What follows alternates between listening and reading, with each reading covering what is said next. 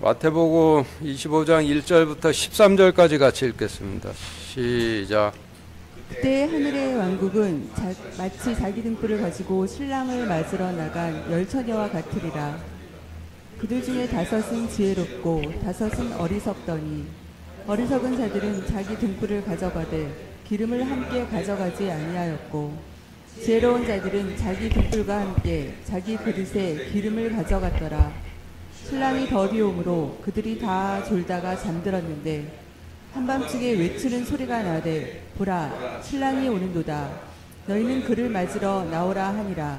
이에 그 처녀들이 다 일어나 자기 등불을 손질할 때에 어리석은 자들이 지혜로운 자들에게 이르되 우리의 등불이 꺼졌으니 우리에게 너희 기름을 나누어 주라 하거늘 지혜로운 자들이 응답하여 이르되 그리할 수 없노라. 우리와 너희가 함께 쓰기에 부족할까 염려하노니 차라리 파는 자들에게 가서 너희 쓸 것을 사라 하매 그들이 사러 간 사이에 신랑이 오므로 준비된 자들은 그와 함께 혼인잔치에 들어가고 문이 닫히니라. 그 뒤에 다른 처녀들도 와서 이르되 주여 주여 우리에게 열어주소서 하나 그가 응답하여 이르되 진실로 내가 너희에게 이르노니 내가 너희를 알지 못하노라 하였느니라. 그러므로 깨어있으라. 너희가 사람의 아들이 오는 그날도 그 시각도 알지 못하느니라. 네, 지금 읽으신 말씀은 주님께서 자신의 입으로 직접 마지막 때에 어떤 자가 천국에 들어가고 어떤 자가 아궁이로 들어갈지를 설명해 주신 말씀인데 간단하게 요약을 하면은 자신의 잔에 기름을 채운 자들은 천국으로 들어가고 자신의 잔에 기름을 채우지 않은 자들은 아궁이로 들어갈 것이라는 말씀이죠. 그러면은 이 지금 읽으신 말씀이 여러분들이 지금까지 들어왔던 구원의 교리와 같으세요? 다르세요? 지금 읽으신 말씀이 여러분들이 지금까지 들어왔던 구원의 교리와 다르다면은 여지껏 여러분들이 속아왔다라는 뜻이 되는 거예요. 그러면 왜 속아왔느냐?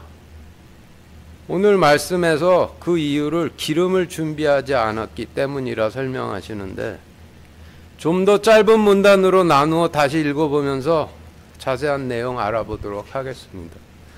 마태복음 25장 1절부터 4절까지 다시 같이 읽겠습니다. 시작. 그때 하늘의 왕국은 마치 자기 등불을 가지고 신랑을 맞으러 나간 열 처녀와 같으리라. 그들 중에 5은 지혜롭고 5은 어리석더니 어리석은 자들은 자기 등불을 가져가되 기름을 함께 가져가지 아니하였고 지혜로운 자들은 자기 등불과 함께 자기 그릇에 기름을 가져갔더라. 신랑이 더디 오므로 그들이 다 졸다가 잠들었는데. 예, 지금 읽으신 말씀의 어휘를 좀 정리를 해보면은 여러분들 가지고 계신 교재 표 1과 같은데 표 1 보시죠.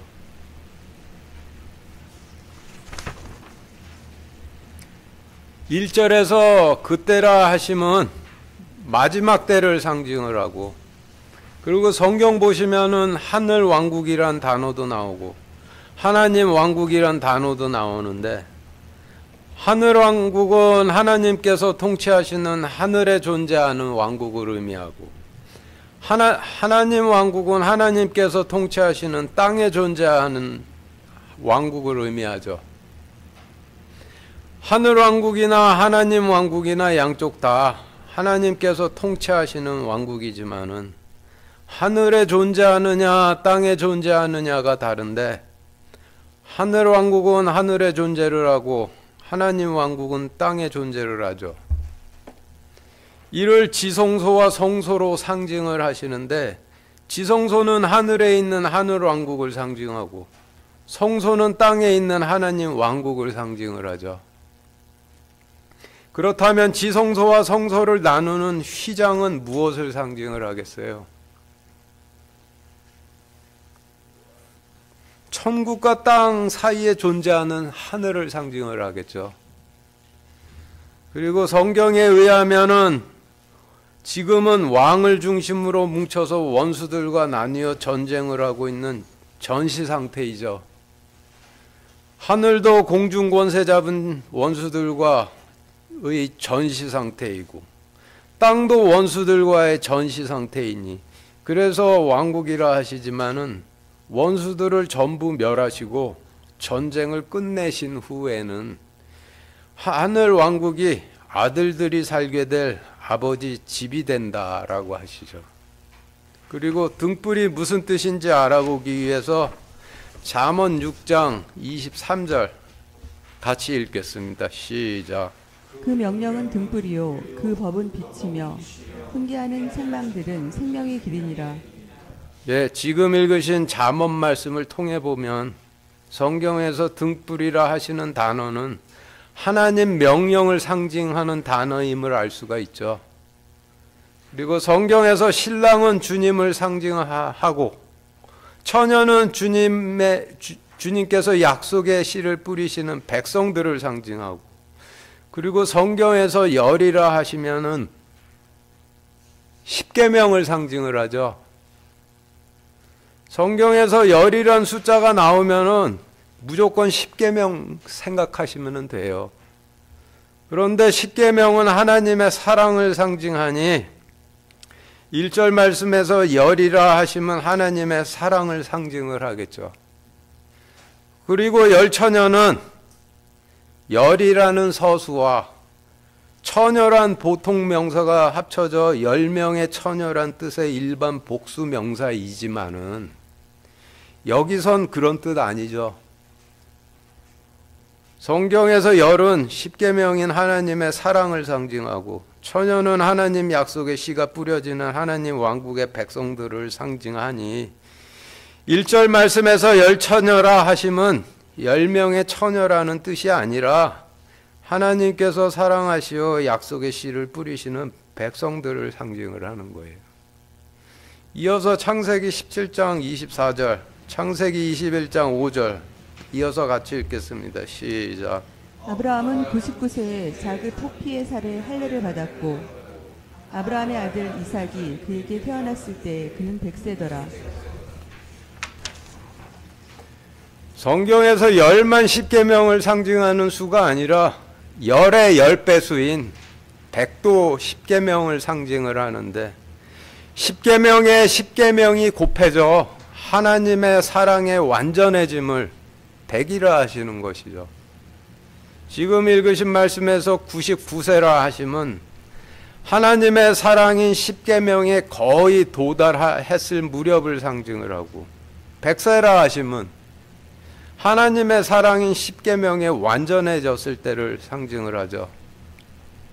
그래서 창세기 17장 24절, 21장 5절 말씀의 의미는 하나님이 십계명의 사랑에 아브라함이 십계명의 사랑에 거의 도달했을 무렵 하나님께서 아브라함이 아내 사라에게 약속의 씨를 뿌리도록 할례를 하게 하셨고 아브라함이 하나님의 사랑인 십계명의 사랑에 완전해졌을 때 사라로부터 상속자를 얻게 하셨다라는 의미의 말씀이 되는데 그런데 창세기 말씀에서 아브라함은 이스라엘 백성들에게 하나님 약속의 씨를 뿌리는 대제사장을 상징을 하고 사라는 하나님 약속의 씨가 뿌려지는 이스라엘 백성들을 상징을 하고 이삭은 주님을 상징을 해.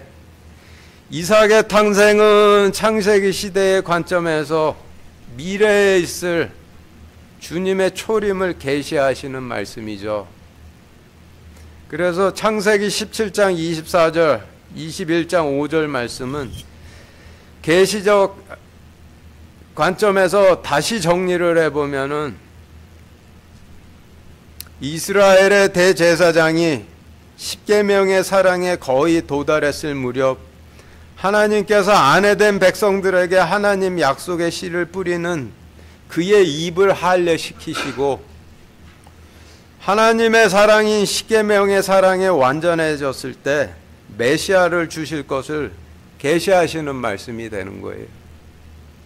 그리고 성경에서 열이라는 숫자가 십계명을 상징을 하듯이 성경에서 다섯이라는 숫자는 다섯 덩이의 빵이라 하시는 오경을 상징을 하죠. 구약시대의 오경은 모세 오경이라 하여 창세기, 출애굽기, 레위기, 민수기, 신명기 이와 같이 5편의 책을 구약시대의 오경이라 하시고, 신약시대의 오경은 창세기, 마태복음, 마가복음, 누가복음, 요한복음 이와 같이 5편의 책을 신약시대의 오경이라 하시는데, 이 말씀들이 신구약시대의 5덩이의 빵인 오경이 되는 것이죠. 그리고 하나님께서 지혜롭다 어리석다 나누시는 기준은 우리 인간들이 지혜롭다 어리석다를 나누는 기준과는 완전히 다르죠.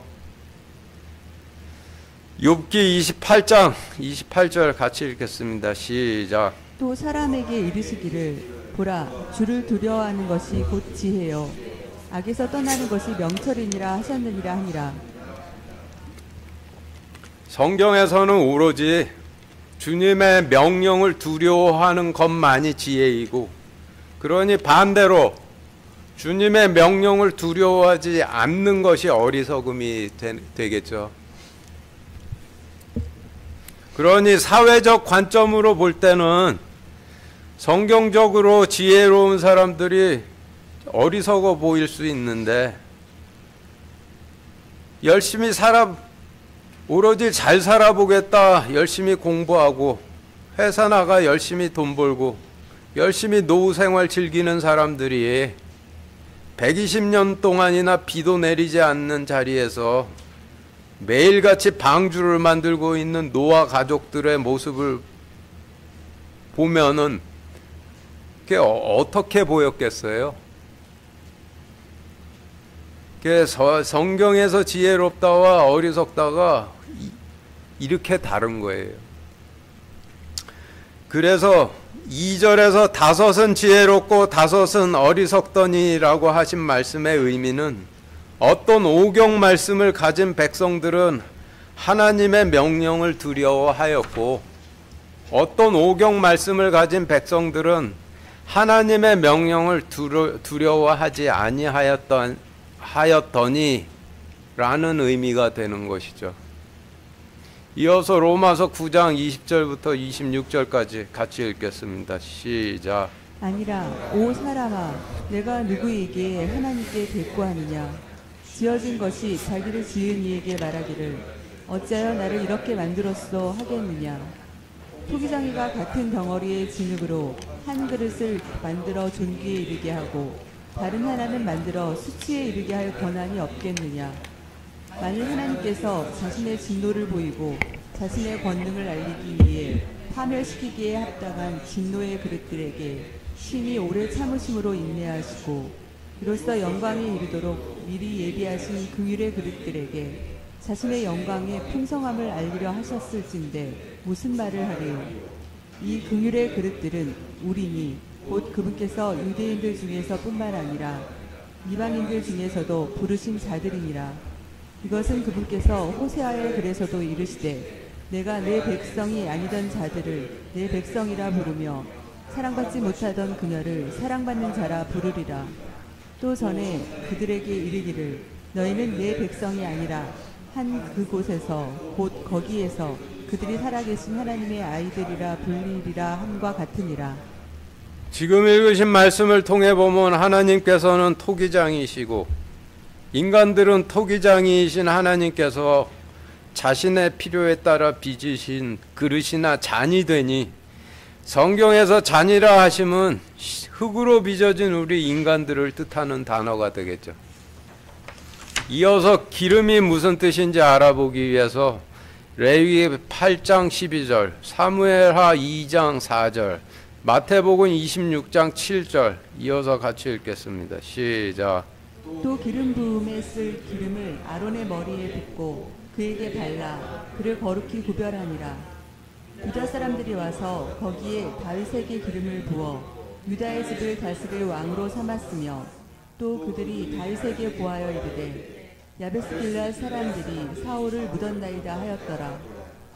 한 여자가 매우 귀한 향유를 담은 옥합을 가지고 그분께 와서 그분께서 음식 앞에 앉으실 때 그분의 머리에 그것을 부으매.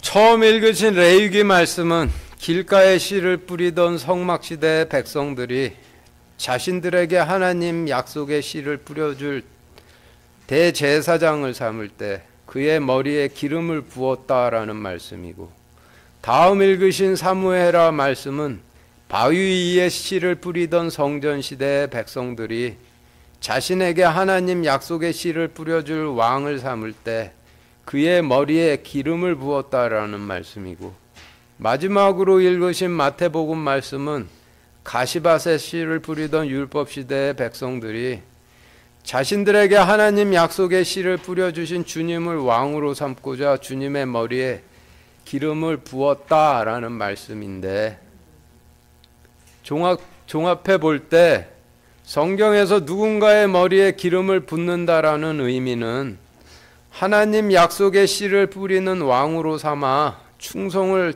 다 바치겠습니다라고 서원을 한다라는 의미이죠.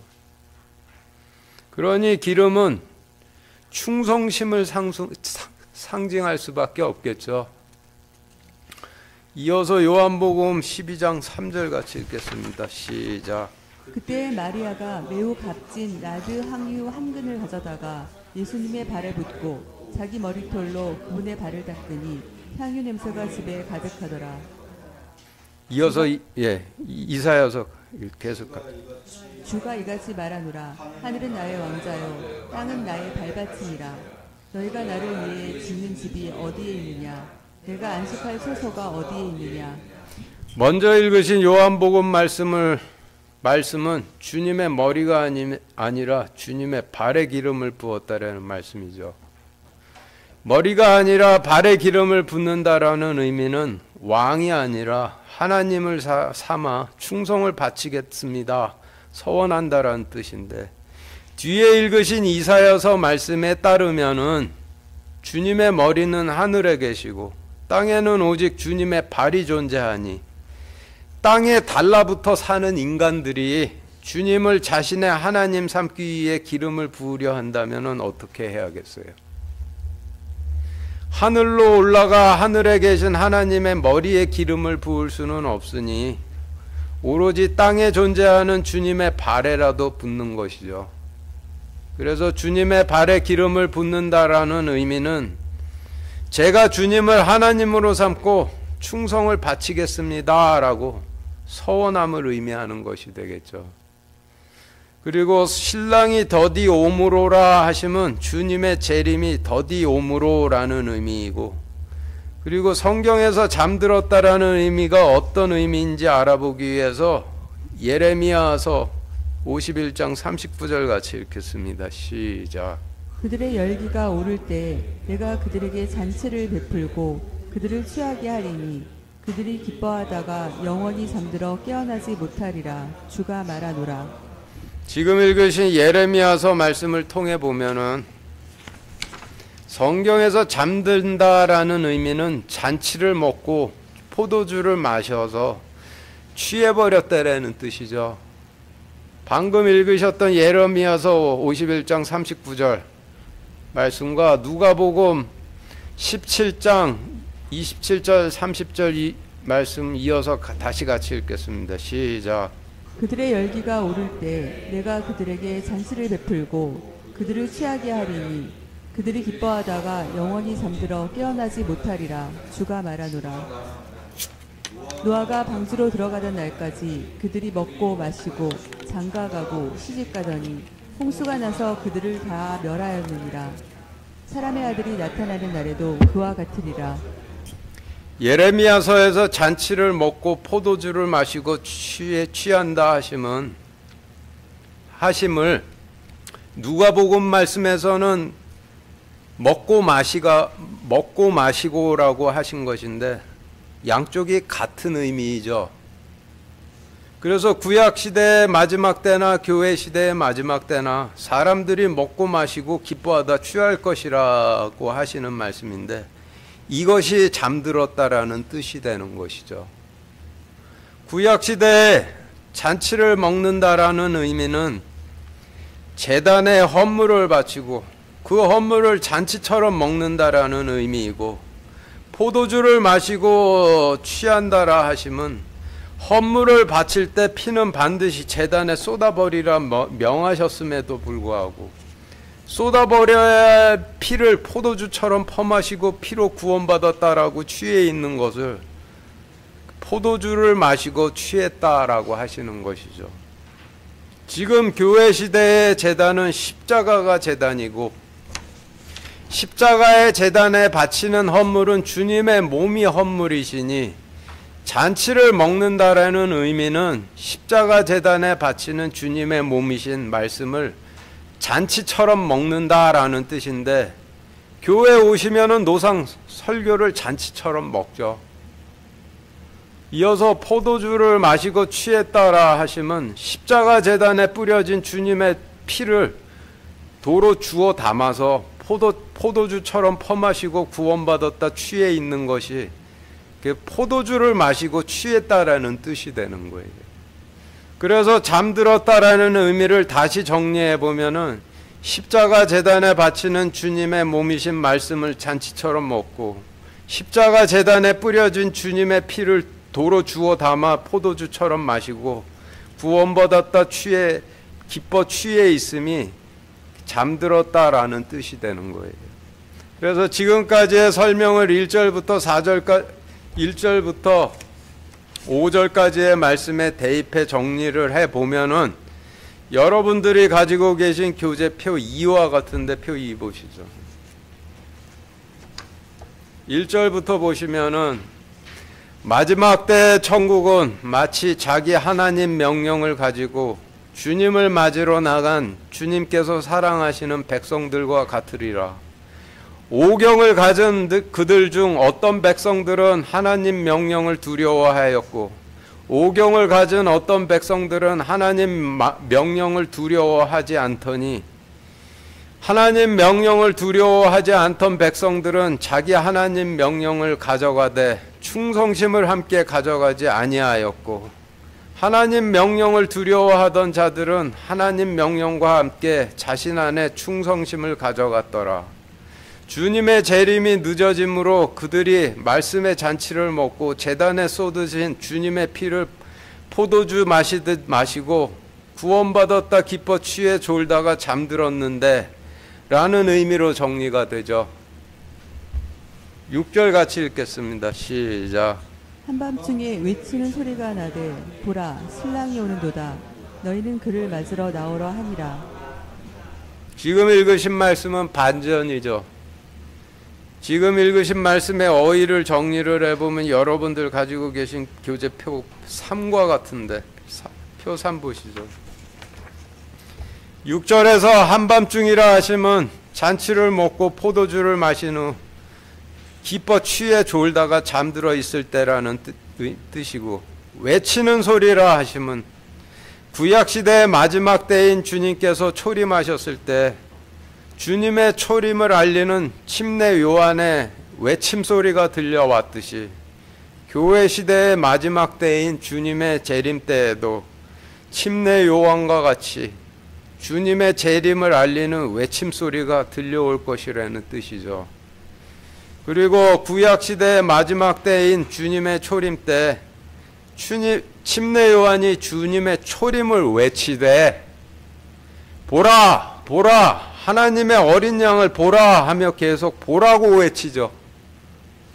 6절 말씀은 그와 같이 교회 시대의 마지막 때인 주님의 재림 때에도 외치는 자가 외치되 보라 보라 보라 외칠 것이라는 말씀인데, 성경에 의하면은 주님과 말씀은 동일하죠.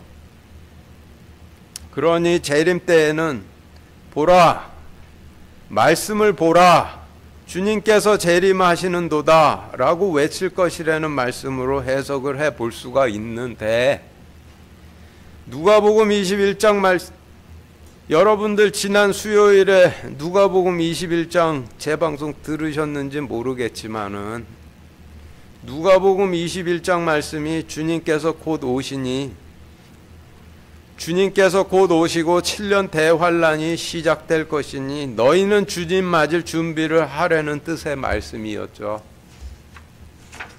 그래서 지금까지의 설명을 6절 말씀에 대입해 정리를 해보면은 6절 말씀은 십자가 제단에 바치는 주님의 몸이신 말씀을 먹고 잔치 먹듯이 십자가 제단에 바치는 주님의 몸이신 말씀을 잔치 먹듯이 주일마다 교회에 나와서 먹고 제단에 쏟으신 주님의 피를 도로 주워 담아 포도주 마시듯이 주일마다 마신 후 구원받았다는 교리에 취해 졸다 깊이 잠이 들었을 때 갑작스럽게 보라 주님께서 재림하시는도다 너희는 재림을 맞으러 나오라 라는 외침 소리를 듣게 될 것이라는 뜻으로 정리가 되죠.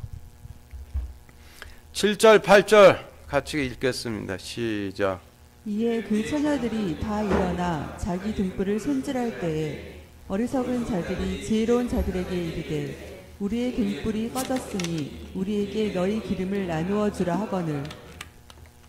지금 읽으신 말씀은 세상의 모든 교인들이 먹고 마시고 취해 졸다가 깊이 잠들었을 때 갑작스럽게 외치는 자가 보라 주님께서 재림하시는도다 너희는 주님 맞을 준비를 하라 외치는 소리를 듣고 부시시 일어나 성경을 뒤적이며 주님의 재림 맞을 준비를 하는데 하나님 명령을 두려워하지 않던 어리석은 자들이 자신들이 재림 맞을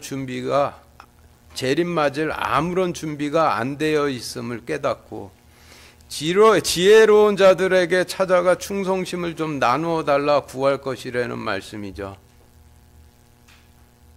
이 말씀을 좀 현실적으로 설명을 해드린다면은 마태복음 25장을 통해서 주님께서 알려주시는 구원의 교리가 지금 여러분들이 지금까지 알아왔던 구원의 교리와 같으세요? 다르세요?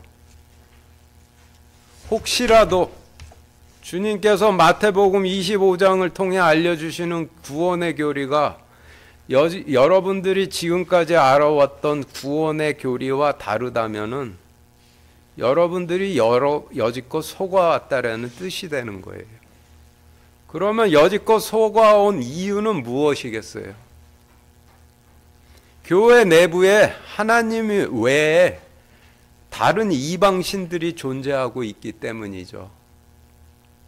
인류 역사상 처음으로 하나님께서 구원해 주신 가인을 희능사교 창시자라고 비난해대는 존 필립스가 섬기는 신도 존재를 하고 광야에 있어도 구원을 해주고 애굽에 있어도 구원을 해주고 자신의 잔에 기름을 채우질 않아도 구원을 해주겠다 약속해주는 신도 존재를 하고 자신의 잔에 기름을 채운 자들은 구원을 하고 자신의 잔에 기름을 채우지 않은 자들은 아궁이에 던져버리겠다 하시는 두려운 신도 존재를 하시죠.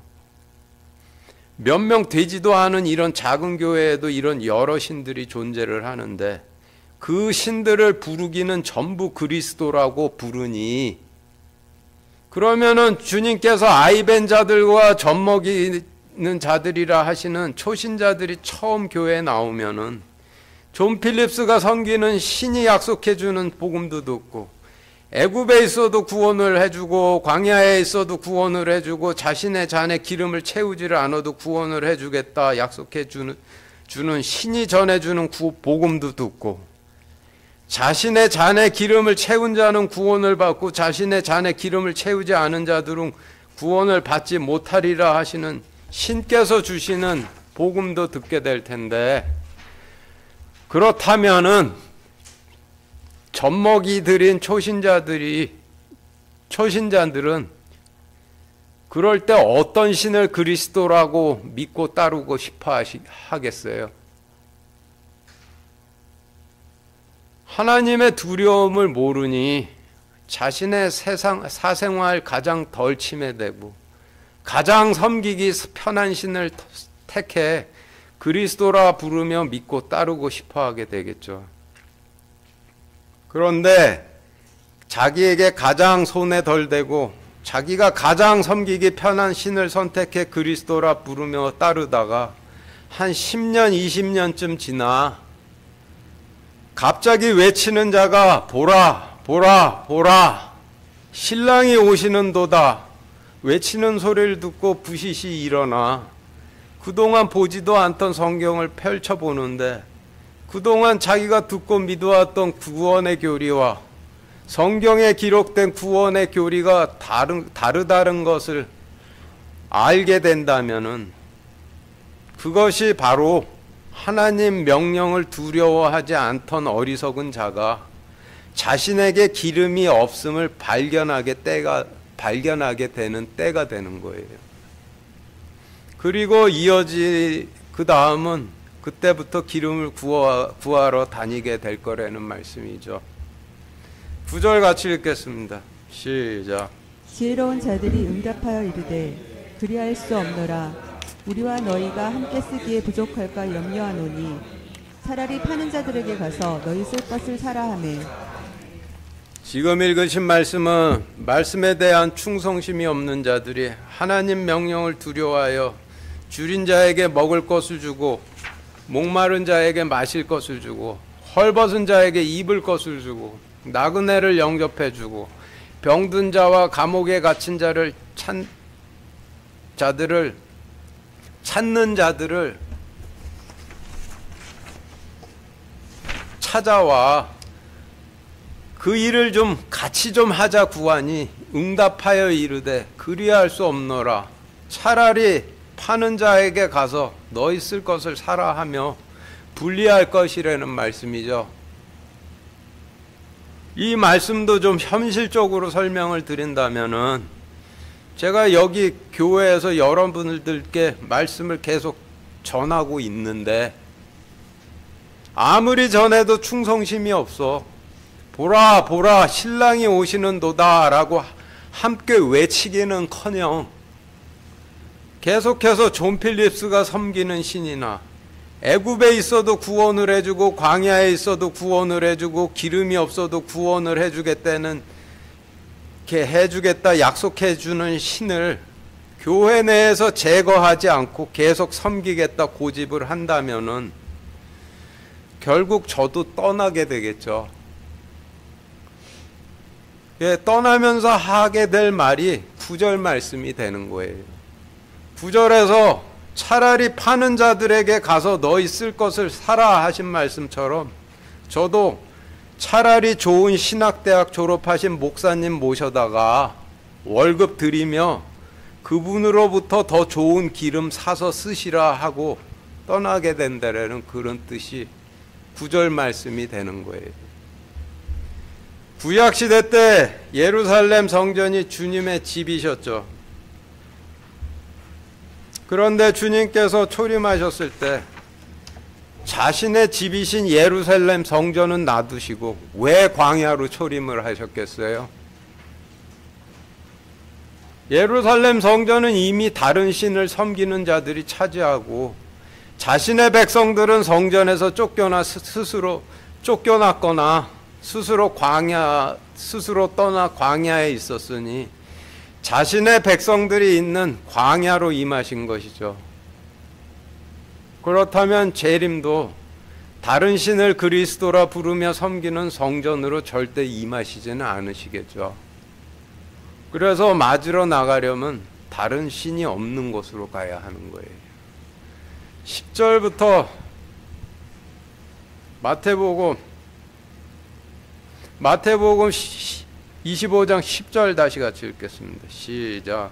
그들이 살아간 사이에 신랑이 오므로 준비된 자들은 그와 함께 혼인잔치에 들어가고 문이 닫히니라.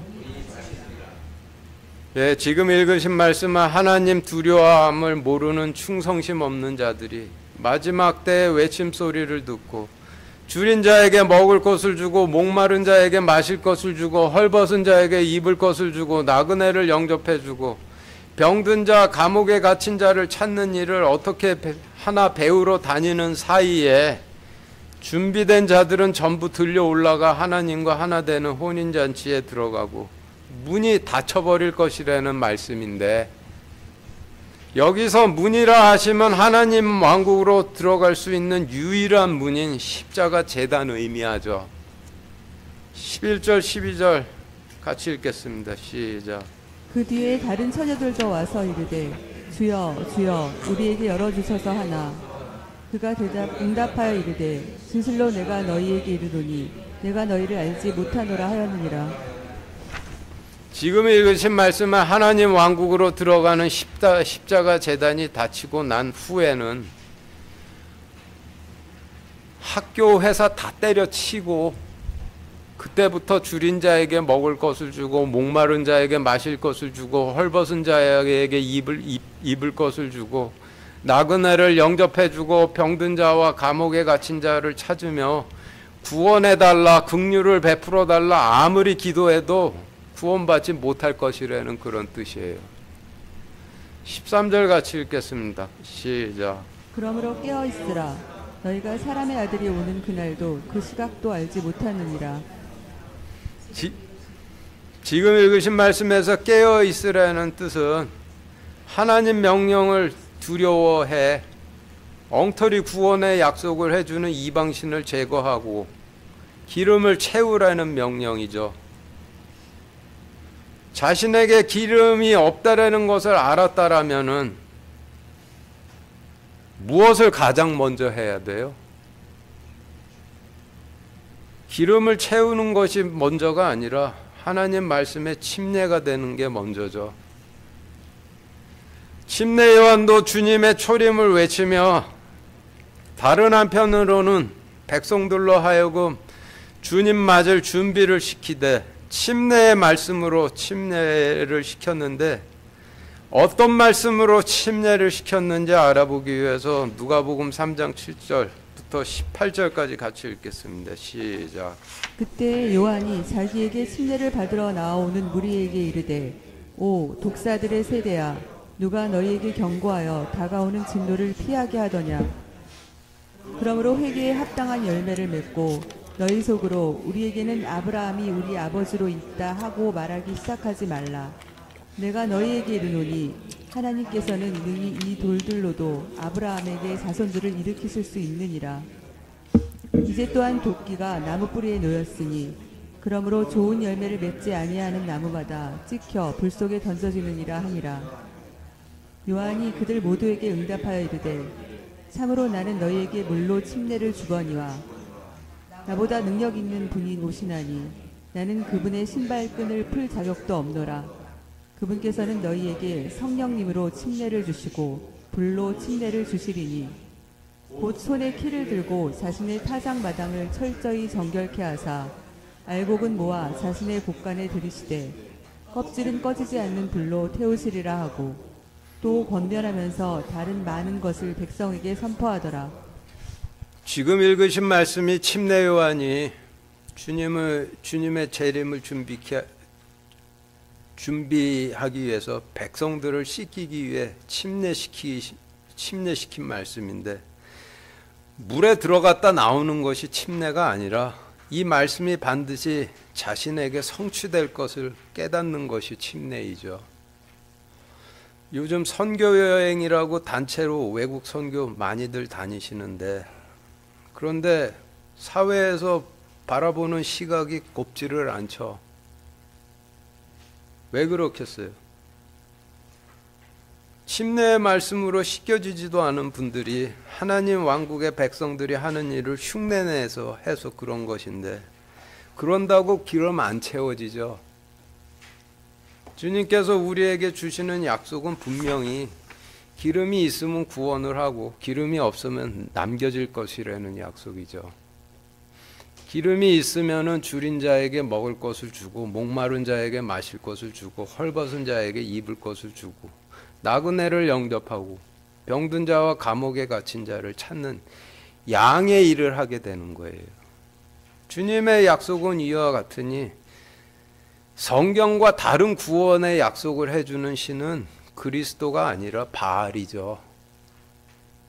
그런 복음을 듣고 오 주여 아멘, 오 주여 아멘 하는 사람들도 그리스도를 섬기는 그리스도의 종이 아니라 바알을 섬기는 바알의 종들이 되는 거예요. 마지막 때는 이런 식으로 심판을 받게 되는 거예요. 마치겠습니다.